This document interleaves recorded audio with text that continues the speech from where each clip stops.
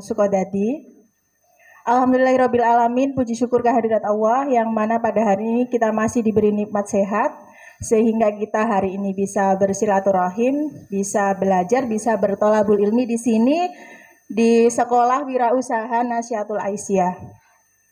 Shalawat salam mudah-mudahan tetap tercurahkan kepada Nabi besar Muhammad SAW yang mana karena beliaulah kita hari ini bisa merasakan indahnya ad-dinul Islam.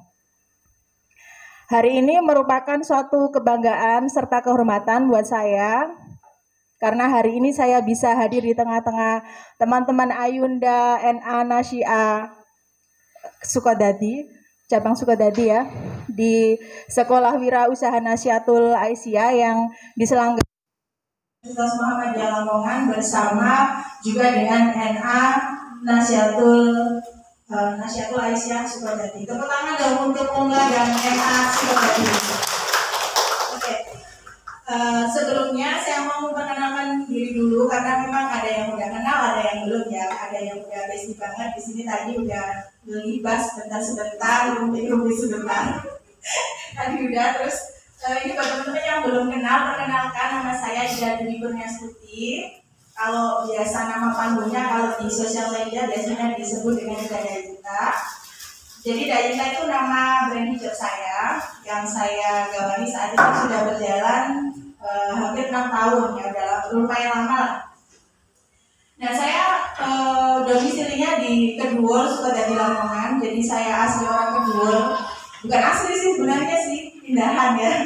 Jadi saya aslinya orang Laren, terus dapat suami Kebonsari, terus sekarang tinggal di Kedul. Jadi teman-teman kalau misalkan nanti lewat Kedul boleh mampir ke rumah ya, kita silaturahim gitu.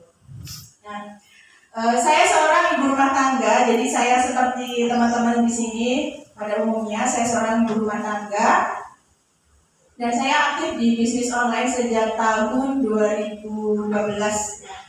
Kemudian bisnis yang saya jalani saat ini lumayan ada beberapa. Yang pertama bisnis untuk Dayita hijab.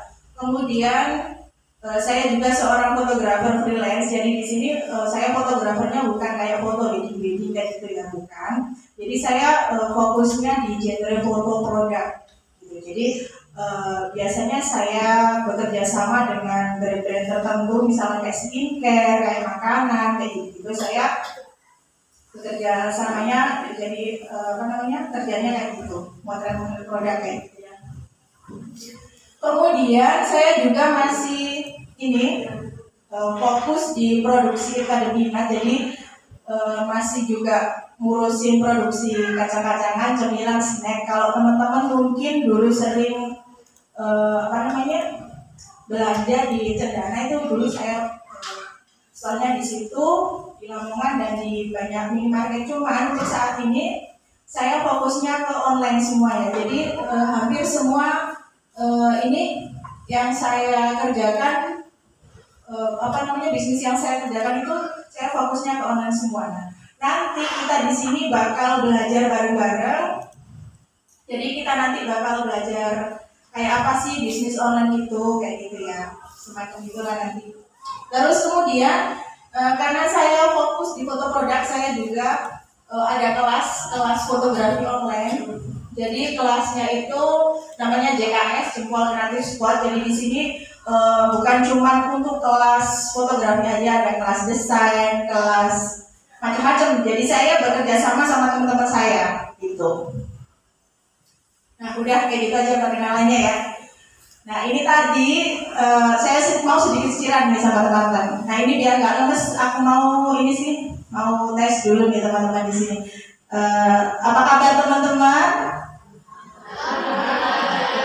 Tuh kan lemes banget. Coba lebih semangat lagi dong. Apa kabar teman-teman? Masya Allah.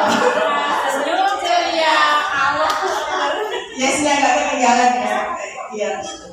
Oke. Jadi ini kemarin saya ada sedikit cerita ya. Kemarin waktu saya dihubungin sama Bu Karo, jadi salah satu dosen Lamongan. Orang itu suka deg-degan gitu. Banyak uang. Pak siapa? Pak Ganda ya? Ya. Kata Pak Ganda banyak uang. Kalau teman-teman di sini menurutnya banyak apa lagi nih? Apakah badan yang lebar juga termasuk sukses? Ada yang mau jawab? Monggo Pak Tika barangkali. Sukses itu apa sih? Ya, bebas waktu, bisa bebas waktu, bebas finansial. Oke. Kata Mbak Tika bebas waktu, bebas finansial. Kalau kata Pak Ganda banyak uang. Ada lagi yang mau jawab? Satu lagi? Gak punya utang. Gak punya hutang, Masya Allah. Berarti saya belum sukses, saya masih punya hutang. Masih punya hutang kemarin ya. Oke. Jadi teman-teman di sini ada yang bilang sukses tadi ya, sukses itu bebas finansial, banyak uang, gak punya hutang dan lain-lain. Terus kalau saya diundang ke sini buat apa tadi judulnya, tips menjadi womanpreneur yang sukses. Berarti saya nggak cocok dari sini. Belum sukses ini soalnya ya. Jadi gini ya. Jadi gini teman-teman. Sukses itu ada yang bilang kayak tadi. Terus kalau kata ibu saya sih gini. Kata ibu saya. Nggak tahu kata ibu jenengan ya. Sukses itu kalau kita atau hidup kita bisa membawa manfaat atau keberkahan untuk orang lain. Bener nggak kira-kira kayak gitu? Ya. Gitu. Jadi kalau teman-teman di sini masih pada sibuk cari bangku kuliah, masih sibuk berkarir kayak gitu, saya udah sibuk nih. Gimana nih anak saya nanti bisa sekolah, bisa makan gitu, nggak menggantungkan sama orang tua kayak gitu. Jadi di sini mulailah saya berbisnis ngerentengi kacang, belum dikatakan bisnis sih, ngerentengi kacang 500-an itu loh. Kayak gitu. Jadi benar-benar beberapa orang kepepet banget dari SMA saya itu sudah senang berbikinan kayak gitu ya. Biasanya kalau lebaran bule-bule saya, terus bule-bule saya itu biasanya suka disuruh bikinin gitu. Jadi alhamdulillah sampai sekarang dari 2012 itu saya mulai bisnis, bukan bisnis sih, mulai jualan online, belajar jualan online. Semua ini saya juga prosesnya semuanya online ya. Jadi kalau untuk semua bisnis saya itu di 80% itu online, terus di 20%-nya itu offline. Tapi ya itu tadi ada kendalanya ya, masing-masing ada enaknya, ada enggaknya. Nanti kita bahas juga gimana kelebihan bisnis online. Kenapa saya lebih memilih bisnis online gitu. Next. Nah ini nih, ini bisnis yang nggak terduga ya sebenarnya ya. Jadi ini bisnis dari hobi dan kesempatan. Jadi saya tuh di tahun 2000 bisa menghabiskan kuota, kenapa nggak bisa menghasilkan pundi-pundi rupiah gitu kan. Jadi pikirnya saya dari dulu tuh itu kayak gitu, sampai sekarang tuh pikirnya kayak gitu. Jadi jangan sampai kan cuma beli kuota dihabisin doang gitu kan. Terus kemudian selain modalnya terjangkau, banyak media promosi. Nah nanti media promosi di sini tuh banyak banget, mulai dari marketplace sama sosial media. Jadi teman-teman di sini bisa membedakan ya antara sosial media dan marketplace. Tahu bedanya? Sudah tahu? Sudah tahu ya. Kalau sosial media itu seperti Facebook, TikTok, Instagram, Twitter dan lain-lain, WhatsApp kayak gitu ya. Tapi kalau untuk marketplace itu kayak Shopee, Tokopedia, Blibli kayak gitu ya. Nah, jadi harus bisa membedakan. Kalau sosial media itu tempatnya kita bersosialisasi sebenarnya, jadi bukan murni untuk jualan. Kalau yang marketplace memang dikhususkan untuk jualan. Itu bedanya di situ. Nah ini paling enaknya buat saya yang emak-emak ya, buat kayak kita bisnis online itu paling enak dijalankan kapan saja dan di mana saja.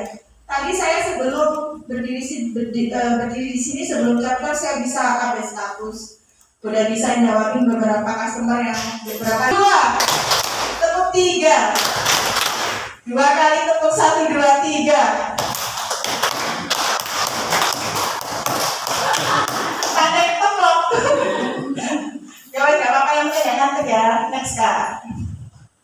Nah sekarang ini beberapa macam sosial media yang saya gunakan sebagai pakai Instagram. Ya, ini untuk teman-teman yang pakai Instagram, ini memang algoritma sosial media itu biasanya gonta-ganti ya setiap tahunnya itu. Jadi kalau saya hari ini bicara algoritmanya Instagram itu kayak gini, belum tentu nanti itu sama lagi gitu. Jadi algoritmanya sosial media itu pindah-pindah gitu. Nah, ini saya punya Instagram itu ada 3 yang aktif. Jadi ada yang daita.id itu brand saya Daita. Kemudian ada shoot properti saya untuk jualan propertinya foto-foto itu untuk fotografi ya. Biasanya kan peserta kelas saya itu lebih nyari-nyari properti foto. Akhirnya daripada mereka teriklani gitu. Jadi misalkan saya lagi ini kan saya jualan kopi art ini salah satu propertinya fotografi. Jadi saya tulisnya di sini apa ya? Pokoknya saya nggak lebih seringlah berinteraksi. Jangan cuma diem aja. Misalkan saya pengen dilirik statusnya sama orang, pengen barang dagangannya laku, tapi nggak pernah ngeles momen premier sukses. Saya suka belum berkamu. Ya ini ya. Yang pertama itu kita niatin dulu, ya. Apapun yang terjadi itu adalah niat. Kalau kata Bu Ustazah, kata Pak Ustadz, itu nama amal lebih niat gitu kan. Baca solihah gini ya. Baca solihah Mbak Iva. Mbak Iva nyantur Masya Allah ini murid teladan. Ya, niat dulu. Kita niatin. Kita bisnis ini mau untuk apa sih? Gitu. Cuman untuk sekedar ngisi waktu luang kah? Cuman untuk biar nggak bosen ngisi waktu luang, ngisi waktu liburan karena lagi libur kuliah atau apa terserah, niatnya aja. Kita niatin untuk membantu perekonomian keluarga kan, untuk membantu suami, untuk membantu perekonomian suami ya nggak masalah, terserah tergantung niatnya. Yang kedua itu lebih, kalau teman-teman di sini yang masih single loh ya, saya bilangnya nggak jomblo loh ya.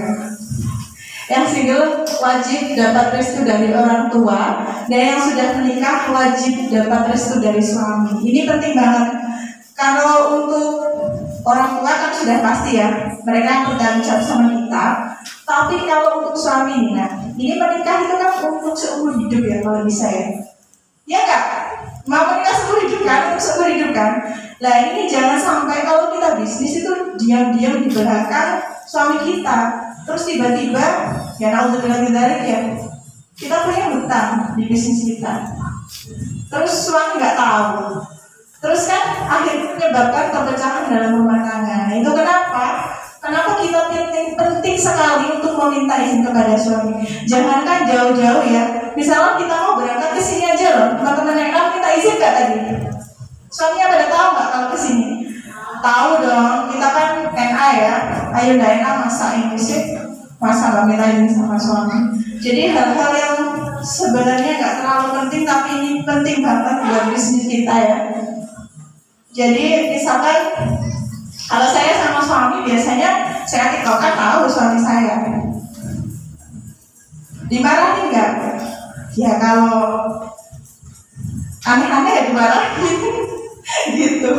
Tapi kalau cuma sekedar kan sudah tahu, oh tiktokan untuk ini bikin kontennya untuk jualan hijab, untuk jualan gamis, ya udah biasa aja.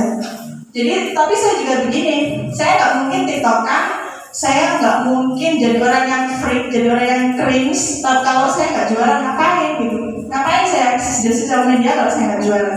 Ngapain tiba-tiba saya foto begini? Kalau nggak jualan untuk apa gitu kan? Nah jadi itu tadi ya, nomor 2 itu penting banget. Nah kemudian yang nomor 3 ini manajemen waktu. Nah ini teman-teman, aku nggak jauh-jauh ya, saya nggak jauh-jauh bahas untuk bisnis dulu. Ini manajemen waktu kita sebagai ibu rumah tangga ini udah dibenerin belum? Contohnya kayak gini, kita yang mau kumpulan NA, acaranya jam 10 ya, acara jam 10. Jangan sampai kita datangnya jam setengah 11 gitu. Itu manajemen waktu yang baik. Kenapa? Nanti kita alasan, Mbak aku anak cilik, iya nggak? Gitu nggak? Nah, ini kenapa anaknya disalahin gitu? Padahal anak itu nggak punya salah apa-apa, kita sendiri kok yang nggak bisa ngatur waktu gitu kan. Mbak, saya itu 5 kecil-kecil, terus nanti dulu suami saya yang merengek-rengek. Merengek ngapain? Ya kayak gitu. Nah ini bahkan kita sendiri ya teman-teman ya. Saya sendiri, saya pribadi untuk manajemen waktu ini saya juga sampai sekarang itu masih belajar. Kenapa? Karena kita tuh dikasih waktu 24 jam, waktu yang sama. Kita dikasih Allah waktu 24 jam yang sama. Terus kita jangan mudah nyalahin anak kita, jangan mudah nyalahin suami kita. Banyak kok di luaran teman-teman saya yang berbisnis online, anaknya 3, anaknya 4, kecil-kecil kayak gitu. Terus suaminya 1, tapi dia masih bisa kok. Gimana mengatur dia masih bisa ngajar, masih bisa pergi ke kantor sambil masih bisa berbisnis online. Nah jadi untuk manajemen waktu ini nggak hanya untuk di bisnis aja ya teman-teman ya. Jadi untuk sehari-hari juga gimana waktu 24 jam ini kita bisa beribadah dengan khusyuk, bisa beribadah kepada Allah yang utama. Kemudian gimana kita bisa berbisnis dengan waktu yang sama 24 jam itu tadi. Gimana kita bisa kita bisa mengurus keluarga, mengurus anak-anak, itu tetap bisa. Gimana kita bisa tetap olahraga, gimana kita tetap bisa minta, itu harus bisa kita laksanakan di waktu 24 jam. Apakah saya bisa? Belum jawabannya. Saya masih belajar juga. Jadi kadang saya itu ini gimana nih nanti. Jadi nah ini untuk teman-teman yang mungkin masih kesulitan untuk mengatur manajemen waktu, ini saya ada tips ya, biar kita nanti bisa belajar bareng-bareng, bisa sukses bareng-bareng. Gak enak kan kalau sukses sendirian gitu kan. Nah ini nanti teman-teman bisa bikin yang namanya planning, bisa bikin nanti kayak kita dulu loh yang waktu di sekolah itu loh, dari jam segini ngapain, jam segini ngapain itu dicatat. Saya dulu awalnya kayak gitu. Jadi saya melakukan pencatatan, misalkan kayak ini tadi. Kayak ini tadi jam 3, jam setengah 4 bangun, terus misalkan masak, ibadah masak, terus ngurusin rumah anak-anak, terus bisa siap-siap ke sini. Sekarang ini terus nanti misalkan saya pulang karena ini hari Minggu, waktunya olahraga kayak gitu. Semuanya harus di-planning, meskipun nanti ada beresetnya misalkan nggak semua terlampaui, tapi seenggaknya kita sudah punya ini nih yang mau saya kerjain hari ini. Jadi itu juga rawan ya. Biasanya kita rawan kalau mau ngelakuin apa gitu terus lupa. Nah itu dicatat, itu enak banget. Jadi teman-teman bisa tempelin setiap hari, misalkan mau tidur habis sholat isya terus nyatet sebentar, besok aku mau ini gitu. Jadi nanti kan dilihat ada jam kosong, misalkan tiba-tiba ada, misalkan saya ada foto produk masuk, Pak, foto dong mendadak, bisa nggak? Dilihat, oh bisa gitu. Jadi nanti bisa masukin kegiatan lain di jam kosong gitu. Kemudian, nah ini yang berikutnya mencari target market. Saya sebentar izin minum dulu ya.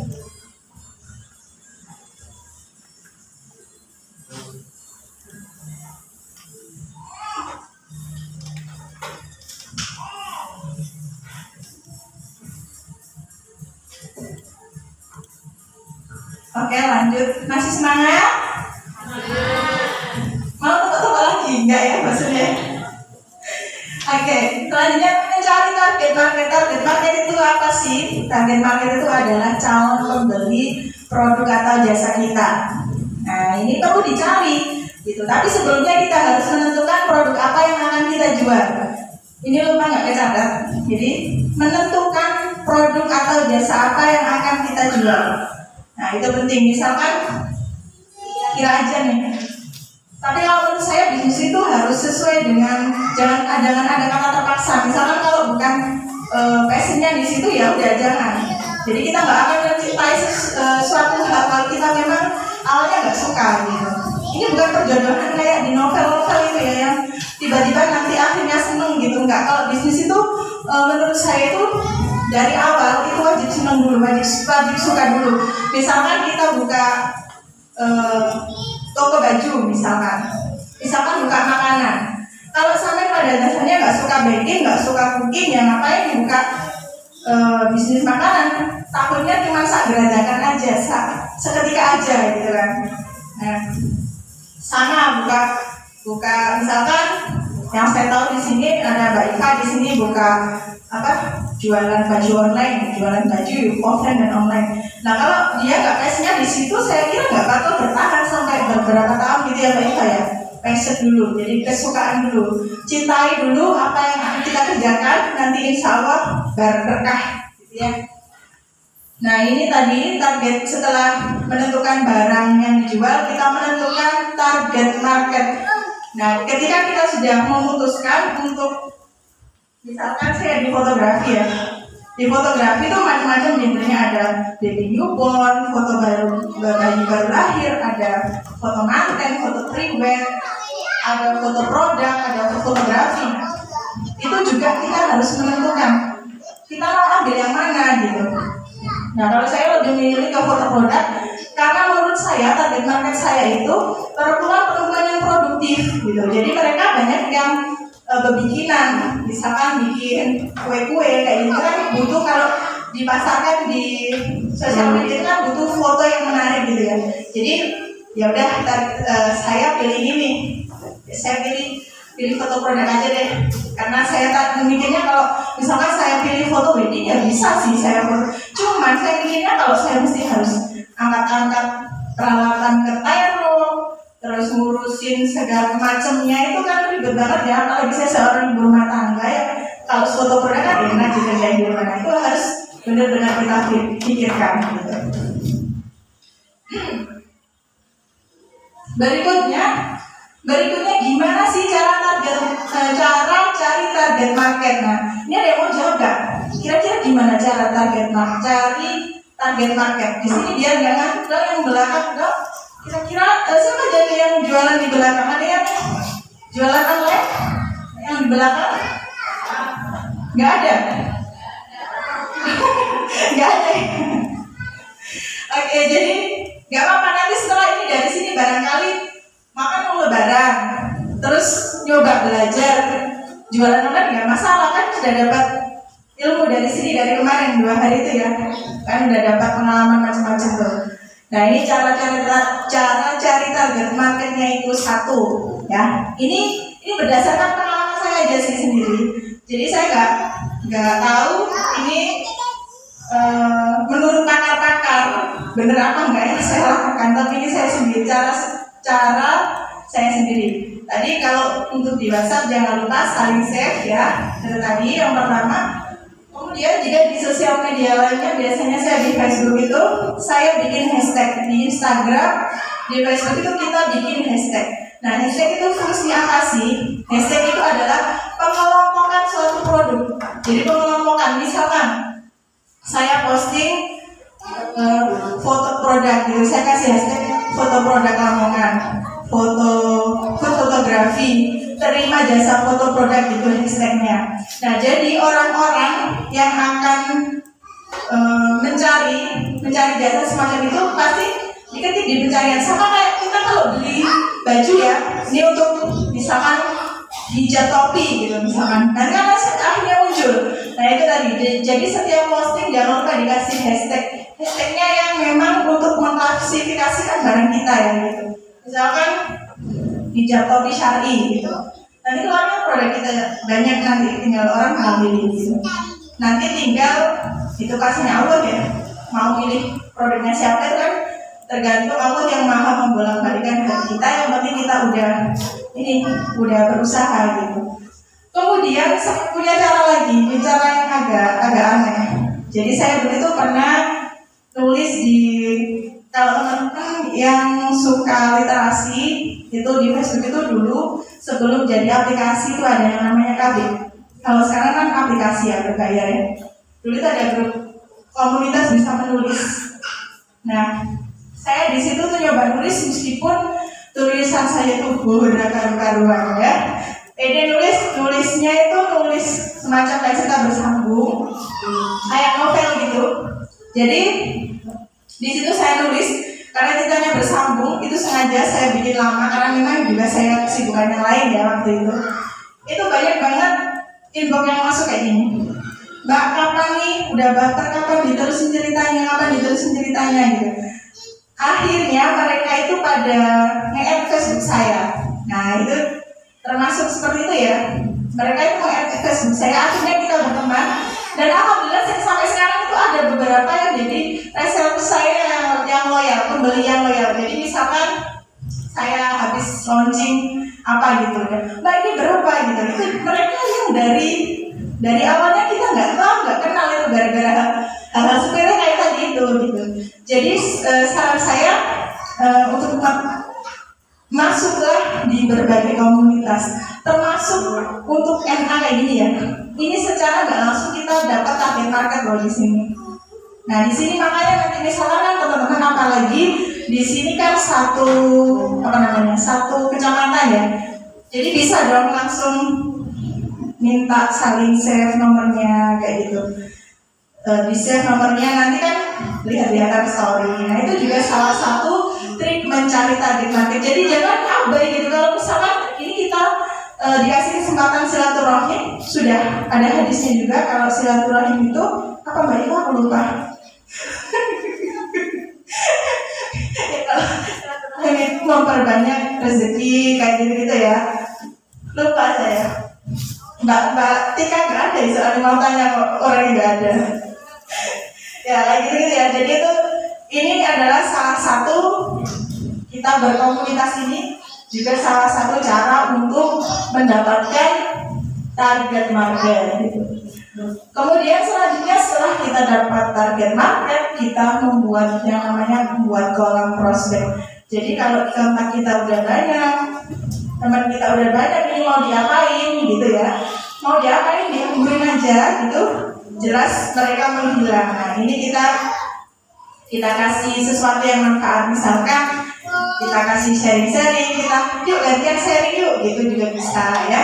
Jadi kayak semacam apa ya, membuat pelan. Kalau saya dulu waktu pertama kali bikin kelas fotografi itu, pertamanya saya ngumpulin orang, cara ngumpulin itu saya mau bikin kasih ilmu ini free gitu, ngumpul. Nah itu namanya membuat kolam prospek.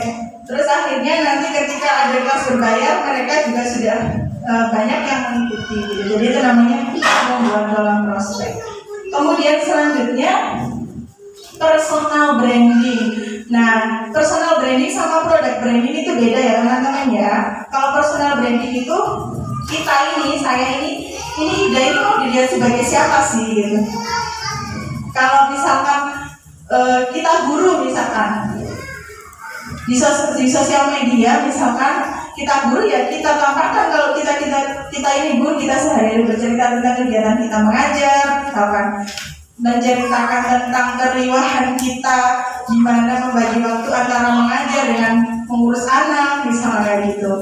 Sama di ilmu bisnis juga kayak gitu, gimana kita menceritakan diri kita kepada calon konsumen biar mereka itu percaya sama kita, biar percaya kalau produknya ini bagus. Oh ini loh Mbak ini barangnya bagus, produknya bagus, kok tahu gitu, lihatin aja story-nya, lihatin aja statusnya kan gitu kan. Jadi kita bercerita melalui sosial media, itu namanya personal branding. Kita pengen dilihat seperti siapa, itu namanya personal branding. Tujuannya tadi ya untuk mencari followers, untuk mencari calon pembeli kayak gitu.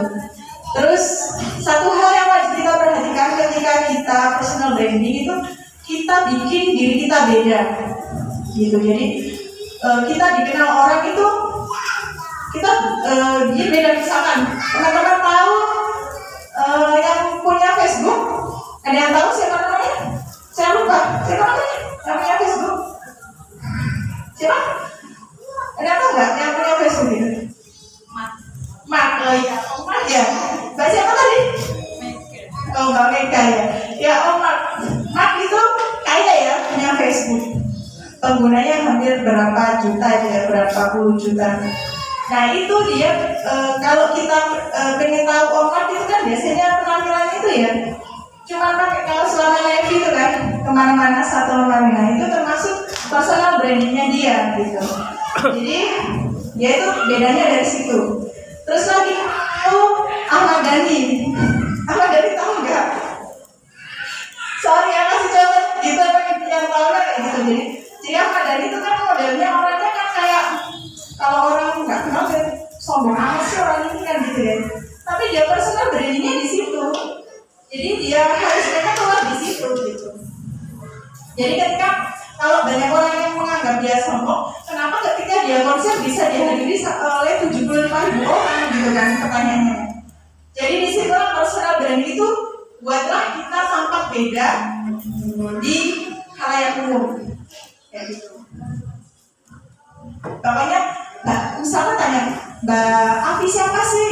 Itu loh anaknya yang gini. Nah itu berarti dia sudah berhasil personal branding gitu. Nah itu namanya personal branding ya. Kayak gitulah intinya.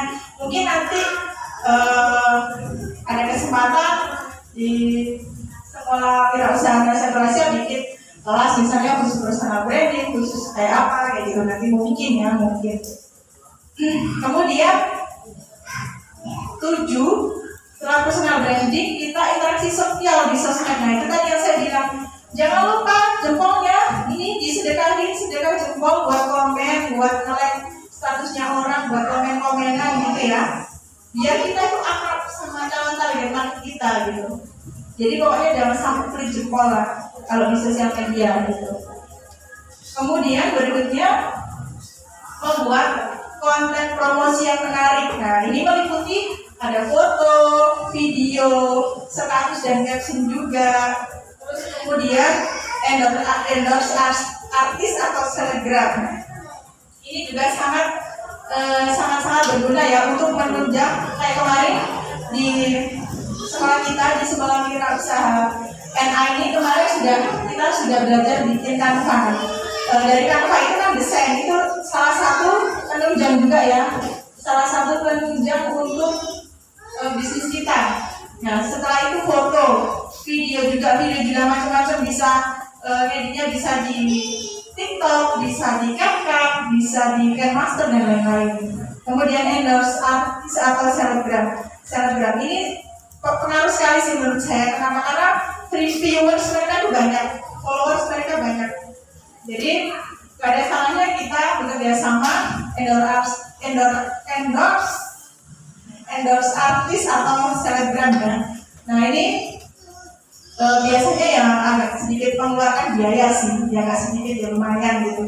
Tapi ada beberapa artis yang kasih endorse gratis. Next. Nah ini saya kemarin dari Intanjab dapat endorse dari Fadli Padi, dari Fadli Padi Reborn, terus dibikin video juga. Kalau teman-teman pengen lihat, kalau untuk Fadli Padi karena saya termasuk sobat padi, jadi alhamdulillah lumayan gampang sama mestiumnya. Kemudian untuk artis selebgram ini saya sedikit banyak juga mengeluarkan uang gitu, tapi nggak kayak 1 jutaan sih, nggak sebanyak itulah modal saya.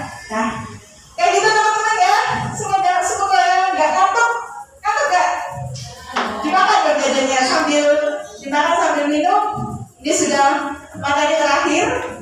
Nah ini tanya jawab Mbak ya. Nah ini mungkin barangkali teman-teman masih ada unek-unek di dalam hati.